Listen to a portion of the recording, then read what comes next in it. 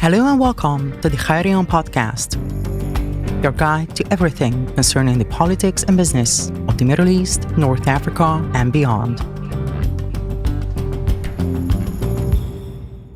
Hello and welcome, dear listeners. My precious guest today is our senior researcher, Dr. Erzsébet N. Rózsa. Welcome, Erzsébet. Nice to see you again. And we will be talking about the ongoing Palestinian-Israeli conflict. I would like to ask Dr. Rózsa for a brief overview of the crucial events preceding the outbreak of the war. What went wrong and why now? First, we have to go back to the territory itself, which after the First World War became called Palestine. This was a mandate territory, which was under British military rule. The idea was that the Brits will lead to a new state that would be formed eventually into independent statehood. However, this could not happen because of the European situation between the two world wars, because of the Holocaust and the tragic history of the Jews in Europe.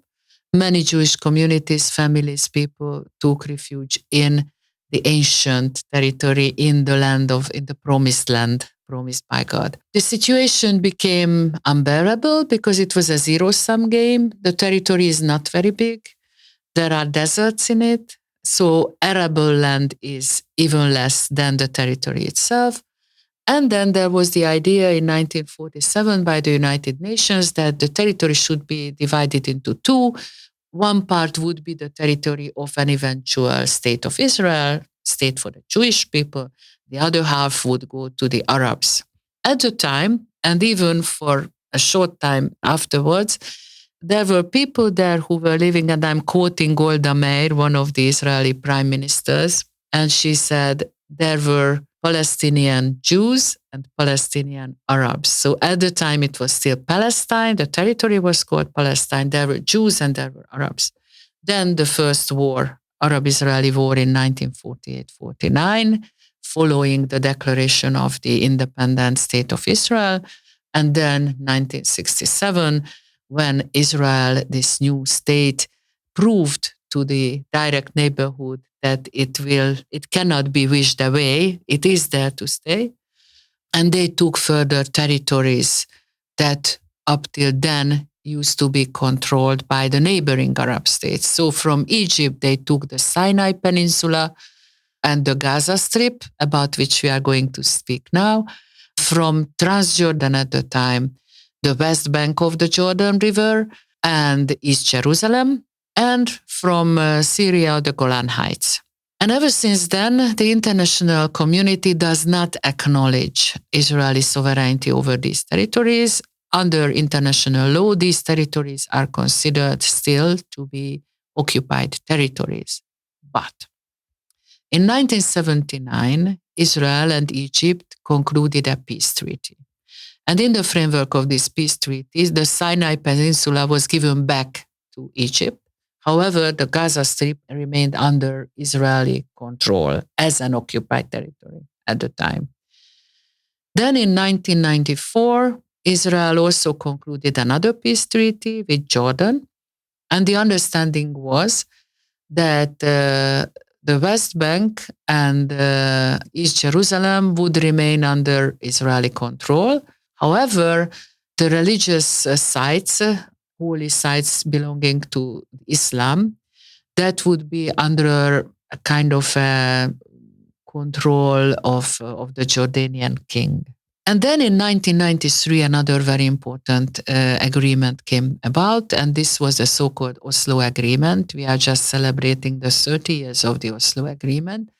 This was very important, and at the time, following the Egyptian peace treaty, with the Arab-Israeli peace process in the framework of which this Oslo Agreement could be realized and the Jordanian peace treaty could be realized, it was a euphoric moment or short period when everyone thought that everything is on the table, there are negotiations, everyone is going on. And still in 1993-94, the region was very hopeful, and the globe as well, the international community as well, because it seemed that finally there could be a solution to the Palestinian issue.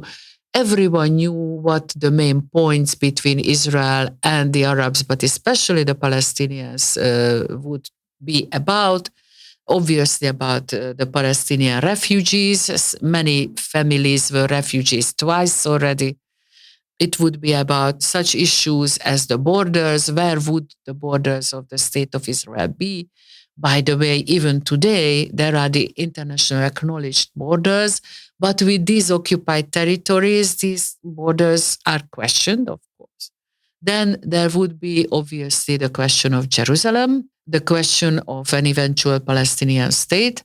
So these were the main issues, and it was quite clear where that both sides should make huge compromises.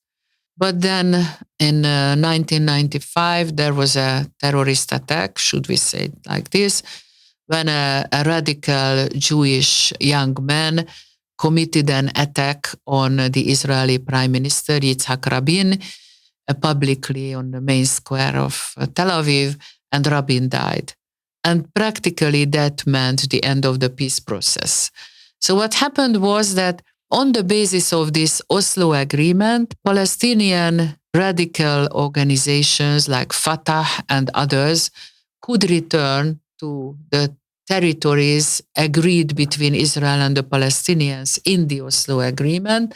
And the Palestinians there could make a kind of a limited self-governing units. They could never have an army. That was something very important. And even the police forces had certain limited capacities. So the Palestinian National Authorities was established, and the first its head was Yasser Arafat, who interestingly used to be termed as the greatest terrorist by Israel. But because of the Oslo agreement with Yitzhak Rabin, with whom they concluded it, they received the Nobel Peace Prize. So it was a very interesting career from the greatest terrorist to a Nobel Peace Prize.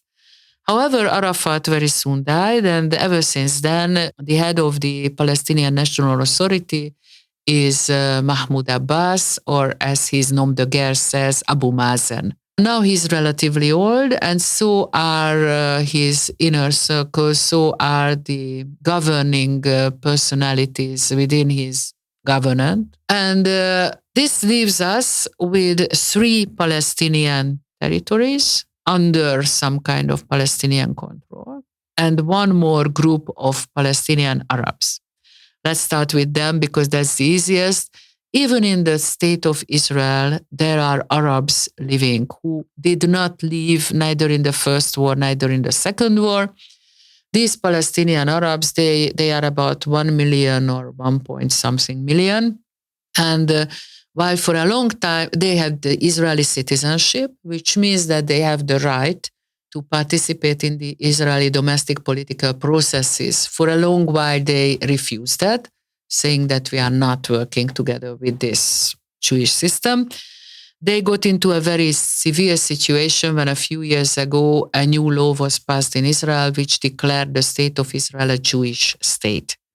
So a Jewish state, then how are we featuring in it? But in the past few years, the Israeli Arabs started to participate in the elections. And if I said 1 million on 1 point something, if we take that the whole population of Israel is about 8-9 million, it means quite a lot. However, they do not form the one and only party. There are different parties, but they still have the chance each and every time to send 1 or 2 members of parliament to members of the Knesset. So that's the easiest, probably. Then we have East Jerusalem. In East Jerusalem, there are still a lot of Palestinians living, in spite of the fact that especially in the very last 2 years, ever since Israel has had to face a formerly never seen series of governmental crises. Israel has gone to elections 4 or 5 times in the past 2 years or so. Ever since then, they are targets as the Israeli government goes from center right to right and then even farther right. And as Netanyahu in his coalition governments calls in ever increasingly more conservatively religious parties, the Palestinian population in East Jerusalem are facing more and more atrocities, attacks. They are sometimes, some of them are dropped out of their houses, pulled out and sent away, and so on. So they are not in an easy situation, but they are still there, increasing a smaller number. Their number could be, I think it is under 1 million and lessening all the time. They have a residence permit in Jerusalem, but if they leave Jerusalem for 2 years, if they don't turn up within 2 years, which sometimes they cannot because they are not let back, then they lose this residence permit. Then there is Transjordan, the former Transjordan, the West Bank territory, the western bank of the Jordan River. And here is the biggest number of Palestinians living. They are under the direction of governance of the Palestinian National Authority, and which is there mostly headed by the Fatah, which used to be Arafat's party within organization that included several parties before. And this is what is led by the present president, Mahmoud Abbas. Here there are about 3 million or maybe more than 3 million Palestinians living. The biggest problem is that this is an occupied territory. They don't have an official status from the side of Israel. They don't have a citizenship. And this is the territory that is the core, the heart, the center of the promised land from a Jewish point of view. And this is a territory which an increasing waves of Jewish settlers are gaining foothold and are taking land, arable land away. So I usually say that the land now looks as if it was an Emmentaler cheese. Everything is fenced through. The Jewish settlements are surrounded by fences. The roads that the Jews can use are also fenced by fences. Within the cities or villages, you see 8-meter high concrete blocks which are fencing territory apart. So it is a very, very difficult situation with checkpoints and so on and so forth, and military all around the place. From an Israeli security point of view, on the one hand, this is understandable because there used to be, time and again, there used to be Palestinian attacks. However, from the other point of view, it is an impossible situation for the Palestinians because they practically cannot move around. And as I said, the number of the Jewish settlements are increasing. Although the Israeli government is trying to keep track that this is legal, this is illegal, they are handing out a lot of settlement permissions to be built every year. Then there are also illegal settlements. So it is a very, very difficult situation and not an easy one. And this is the territory about which Benjamin Netanyahu, Israeli Prime Minister, already in the summer of 2020 announced that we would annex this territory. And this is the territory which cannot be given up from a Jewish religious point of view. And if I said that Benjamin Netanyahu has included increasingly conservative Jewish parties, religious Jewish parties in his government, it is very easy to see that Netanyahu cannot decide to give up this territory. I think it is a practically impossible. There is no solution at the moment. And then let's go to the Gaza Strip, which seems to be the one and only field now that is in the news. The Gaza Strip is a very small piece of land. It has a Mediterranean shore part as well. Its territory is approximately 300 quadrat kilometers. So I can give you the comparison only with regard to Budapest. It is like 2/3 of the territory of Budapest. Imagine that. And there are 2.3 million people living in it. Now, in the Gaza Strip, there were also Jewish settlers. However, the Israeli government in 2005 decided that they would withdraw the Jewish settlers from the Gaza Strip and also the Jewish military, the IDF, the Israeli Defense Forces, from the Gaza Strip. It was too costly, it was too problematic, there were not too many Jewish settlers there.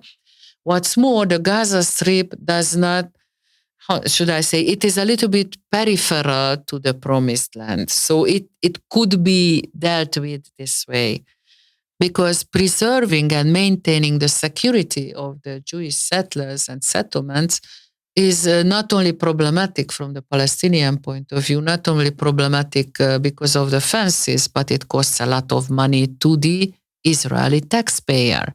And even within the Israeli society, there are many who say, why should we pay? Why should my son die in defense of this or that settlement, especially if it is illegal? So with the Gaza Strip, it was possible ideologically, it was possible religiously. It was a little bit risky, or not a little bit risky politically, because if someone is interested, you can still look up the videos at the time when Jewish settlers were sticking and holding to the door of their house there. Obviously, that was their house, obviously. But the army pulled them away. So it was risky, but this was the easiest way. And what remained there is an absolutely unsettled political and legal situation. So the Gaza Strip now is not an occupied territory from a legal point of view, because there are no occupiers in the territory. However, we have to add that the Gaza Strip on land, on the sea, and in the air is controlled by Israel.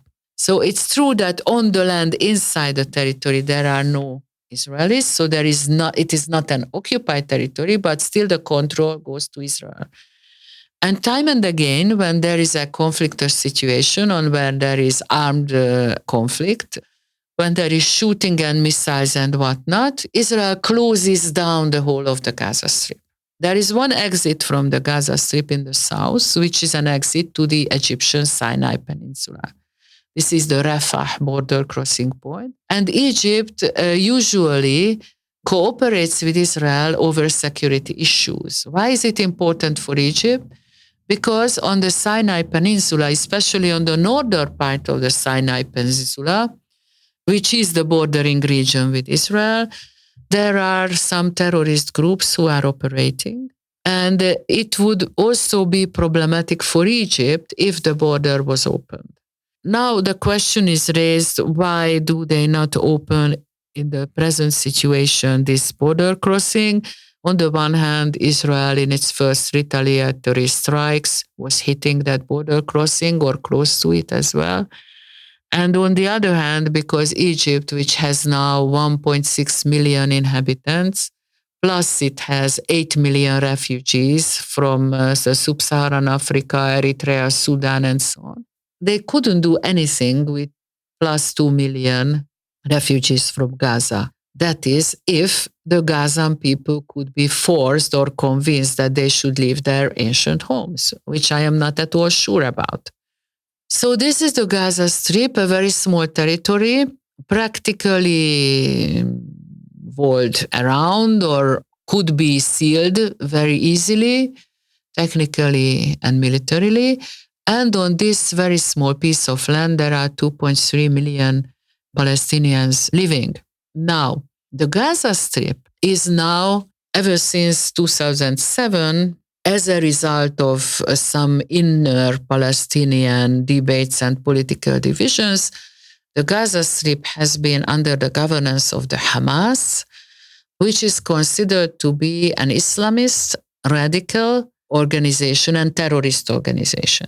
It is absolutely true that ever since its establishment, and we have started to speak about the Hamas since 1987, I think, or the late 1980s, ever since then, the Hamas had always had a military wing, which time and again tried to cause trouble and tried to hurt Israel.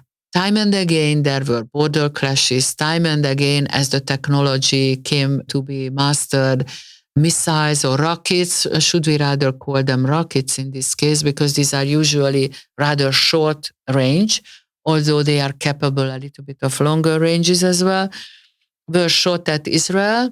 But the Hamas also has another wing, which is in charge of governance.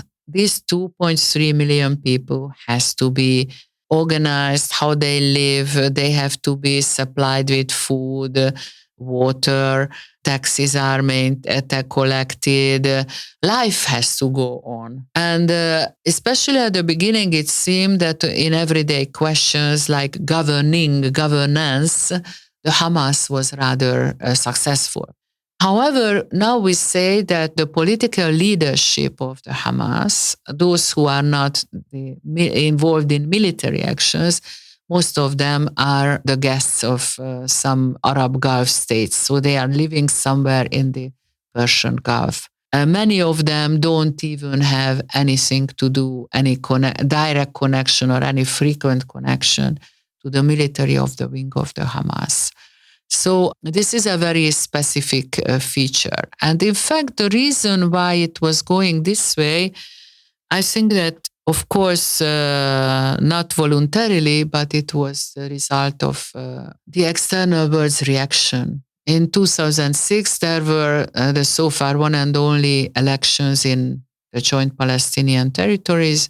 And in the Gaza Strip, the Hamas came out as the strongest, and the leader of the political wing of the Hamas, Ismail Haniyeh, announced that he would form a government and then would go on governing in the Gaza Strip. But it seemed that the external world, the international world, straight at once rejected these results and said, no, the Hamas is a terrorist organization.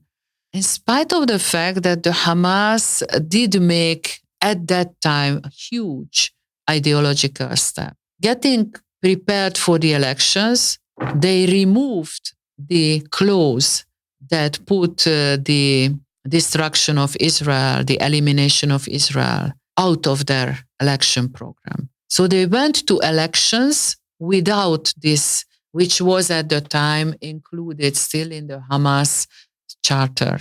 Now, since 2019, even there is a new Hamas charter, and in that, there is again no mention of the destruction of Israel. So this may seem a minor detail, but at the time it was a huge, just a kind of an indication that they would like to go for some kind of settlement, probably. But then the external community, the global community, the international community said, no, you are terrorists, we are not talking to you. The US said that, the European Union said that, and so on and so forth, which obviously led to the marginalization within Hamas of this political wing, which tried to come to a kind of an understanding, quiet coexistence. So these leaders had to leave, and then the military-minded wing was taking over. But even they had to, a certain extent, cooperate with the state of Israel. And the reason is very simple. Everything is coming to the Gaza Strip from Israel. Water, electricity, internet, gas, whatever, telephones. Every connection is coming from Israel. So it is very easy to just cut down the Gaza Strip, and there you are with no water, no electricity, no nothing. This is why, for example, joint Palestinian, Israeli, Jewish NGOs have worked very hard in the past decades already to try to build some kind of infrastructure which in such a case could help to balance the situation, but obviously they didn't succeed, or they didn't succeed to well enough extent. And then this was when the situation turned to tragic. Thank you very much for the overview of the historical events leading up to the current Israeli-Palestinian crisis. And I can't wait to hear you in our next podcast about the analysis of the current issues. Thank you very much. Thank you for listening to the Khayrion podcast. We are looking forward to sharing with you more exciting news on the politics and business of the Middle East, North Africa, and beyond. For further information, please follow us at khayrion.com, as well as on X and LinkedIn.